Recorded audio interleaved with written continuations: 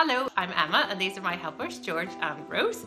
And today we're going to try some craft that you can do right in your own kitchen. We're going to start with the basics, what to do if you don't happen to have any paint and paper on hand. We're going to look at things that you might actually have already just lying around that you can make do with. So let's get started.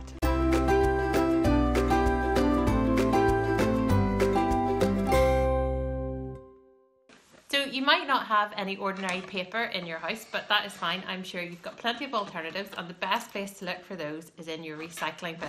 There will be tons of stuff in there and it'll be really, really good to use for any arts and craft projects you might want to do. So we've got some examples here. This is just a letter from the bank, I think it was. So just cut through that. George, you could cut off that bit for me, please, and make it neater. Which one? Just bit here. And you can get quite neat sheets out of those, and I'm sure you've got tons of them. This one is some packing paper that came in an online order, and you end up with really big sheets out of that, just smooth out all the wrinkles. And this one is part of an old paper bag.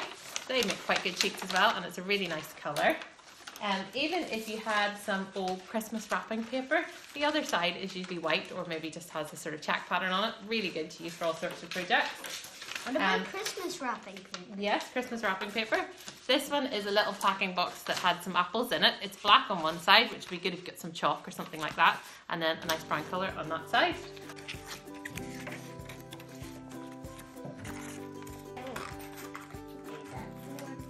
There.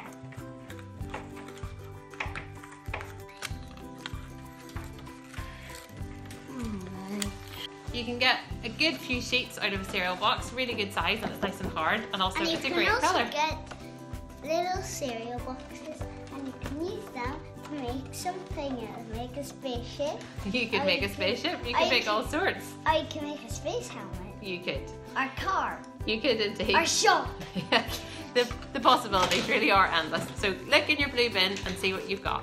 Now we've got some paper, let's look at making some paint.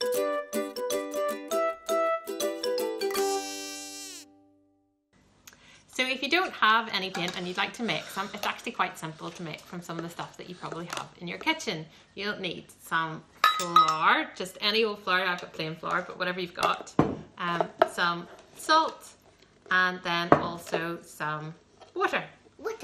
So the mixture is, if you get a big, again reading your recycling bin, a big yogurt pot, and put in equal amounts of the flour, the salt, and then the water. So we are using, what size is this? Half a cup, but it's up to you, depends how much paint you actually want. So put your half a cup of flour into your yogurt pot. Well done, thank you. Pour the salt in to here, measure it out. Can I have the back, please? Yes, that's enough. Right, okay. Oh, I want to do Right, it. tip it in. Silly mummy. So it's just like snow. It is, yeah. Okay. And then we'll measure the same amount of water. Can I do the water too? Okay, gentle, don't pour it all over yourself. Bye bye. Right, and then George, can you stir that all up for me, please? Yes. And then you stir it all up and it'll make quite a creamy consistency. I'll be back. So once you've made your paint mixture, then you can add some colour.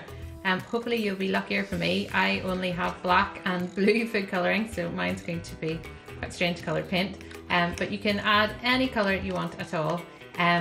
Don't mix it all into the one pot. Obviously you can split it out into smaller yogurt pots and then add lots of different colours to each pot. Keep stirring there, Rose. Okay. Okay, monkey.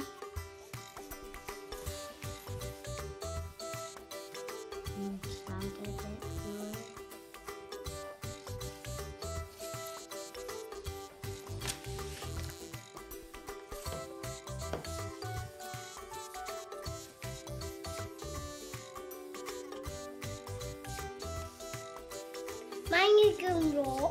Oh.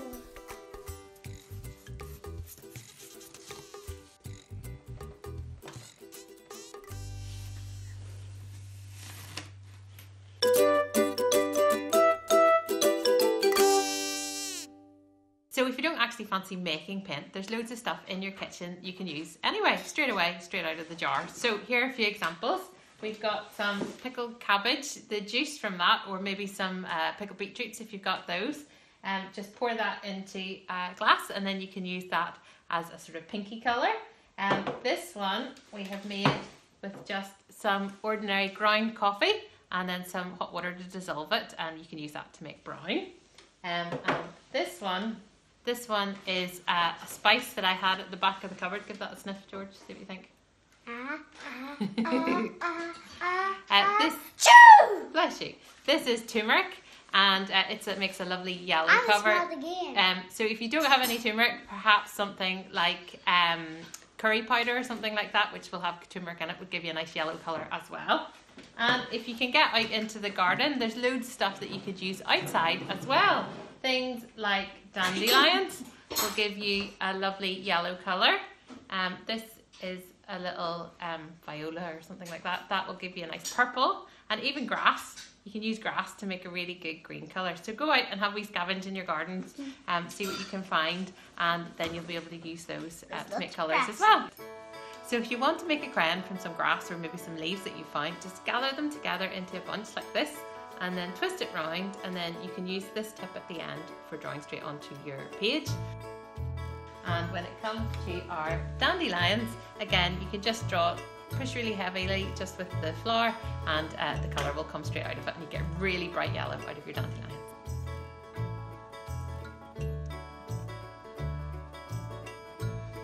I think you're making a hand. No, I'm making a sunshine.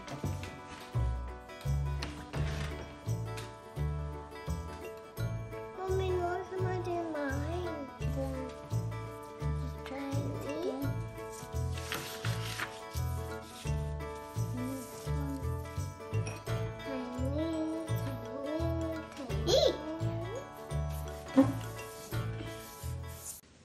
So if your house is anything like ours, you've probably got loads of little bits of crayons lying in the bottom of pencil cases or jars or things like that. So here's a project you can do to use up all those little bits and make something new. All you will need is a cupcake tray like this one for the oven, some cases, little bun cases, and a jar of any old bits and bobs of wax crayons that you have. The smaller the better, honestly.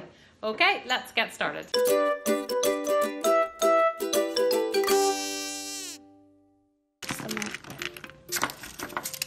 It's like making little buns out of pencils. Break your old crayons into little pieces and then put them in the bun cases. Okay. When you're finished, ask an adult to help you put it into the oven and stick it in at about 180 degrees for less than 10 minutes, and it will all be melted. Okay.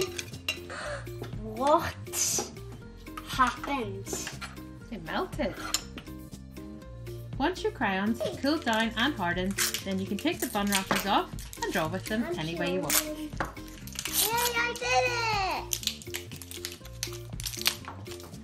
Look! Da da da!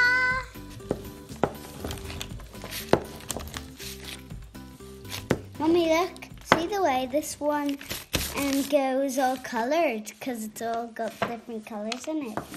This one, dark side. Look at that.